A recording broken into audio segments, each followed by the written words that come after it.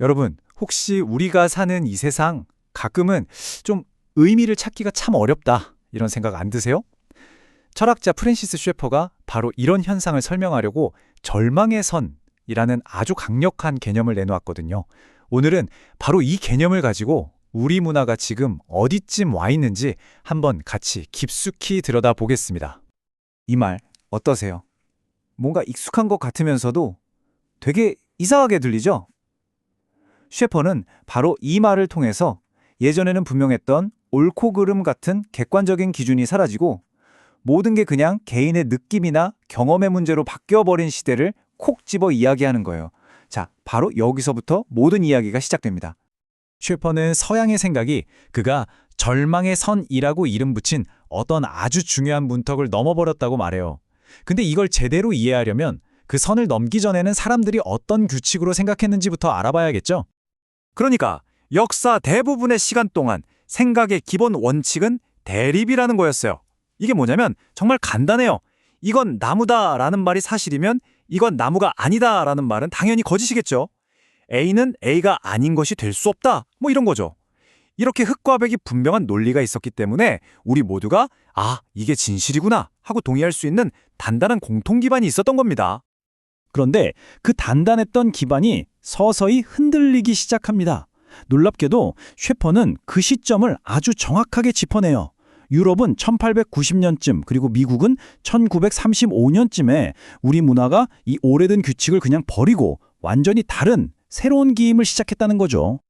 근데 셰퍼는 이 변화가 어느 날 갑자기 짠! 하고 나타난 게 아니라고 봐요. 마치 계단을 한 칸 한 칸 내려가듯이 한 분야가 다음 분야에 영향을 주면서 서서히 진행됐다는 거예요. 그 첫걸음은 철학이었고요. 그 다음엔 예술, 음악, 그리고 결국엔 우리 일상인 대중문화와 신학에까지 이르게 된 거죠. 자, 그럼 이제 이 계단을 한번 같이 내려가 볼까요? 자, 계단 맨 위로 올라가 보죠.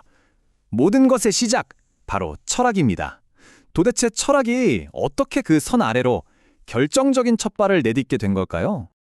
모든 건 헤겔이라는 철학자에게서 시작돼요. 그는 이거 아니면 저거 하는 식의 흑백 논리를 버리고 정반합이라는 새로운 아이디어를 던졌어요. 이게 뭐냐면 하나의 주장, 즉 정이 있으면 거기에 반대되는 주장, 반이 부딪혀서 결국 더 높은 차원의 진리인 합이 나온다는 생각이죠. 이렇게 되니까 갑자기 진리라는 게 딱 고정된 게 아니라 계속 변하고 발전하는 뭔가로 바뀌어버린 거예요. 그 다음에 등장한 키르케고르는 여기서 한술 더 뜹니다. 아예 이성과 신앙 사이에 거대한 벽을 세워버려요. 그는 과학이나 논리의 세계에서는 그 어떤 의미나 목적도 찾을 수 없다고 봤어요. 우리가 진짜 중요하게 생각하는 의미, 사랑, 희망 같은 것들은 오직 이성을 뛰어넘는 신앙의 도약을 통해서만 얻을 수 있다고 주장한 거죠. 말 그대로 이성과 의미가 완전히 둘로 쪼개져 버린 겁니다. 자, 이런 새로운 철학이 그냥 어려운 책 속에만 갇혀 있었을까요? 전혀 아니죠. 셰퍼는 이 추상적인 생각들이 어떻게 예술과 음악 속으로 스며들어서 우리 눈에 보이고 또 귀에 들리는 형태로 나타났는지 아주 생생하게 보여줍니다. 폴 고갱 같은 예술가들을 보세요. 그들은 자신의 작품을 떠받쳐줄 어떤 보편적인 진리를 정말 필사적으로 찾아 헤맸어요. 하지만 이성이라는 단단한 땅이 무너져 내린 세상에서 그들이 결국 찾아낸 건 무엇일까요? 네, 이 그림의 제목처럼 방향을 잃은 깊은 절망뿐이었죠. 그러니까 핵심은 바로 이거예요. 피카소의 추상 화나 완전한 우연에 기댄 다다이즘처럼 예술이 더 이상 우리 모두가 공유하는 현실을 담아내지 않게 된 거죠. 예술가가 그냥 나만의 의미를 만들어내기 시작하면서 예술은 보편적인 소통의 도구가 아니라 지극히 개인적인 표현이 되어버렸어요. 당연히 관객과의 연결고리도 점점 희미해지기 시작한 거고요. 음악에서도요, 정말 똑같은 패턴이 나타나요. 셰퍼는 드뷔시가 전통적인 화성학에서 벗어나면서 현대음악으로 가는 문을 활짝 열었다고 봤어요. 그 뒤로는 구체음악이라고 해서 작곡가들이 막 기차 소리나 기계음 같은 정말 우연한 소리들을 모아서 음악을 만들기 시작했죠. 그리고 마침내 그냥 완전한 우연과 혼돈, 그 자체가 음악의 중심이 되어버린 겁니다. 자, 그럼 이렇게 철학이나 예술 같은 어떻게 보면 좀 소수의 문화에서 시작된 흐름이 어떻게 우리 모두가 매일 접하는 대중문화라는 거대한 바닥까지 흘러 들어오게 됐을까요?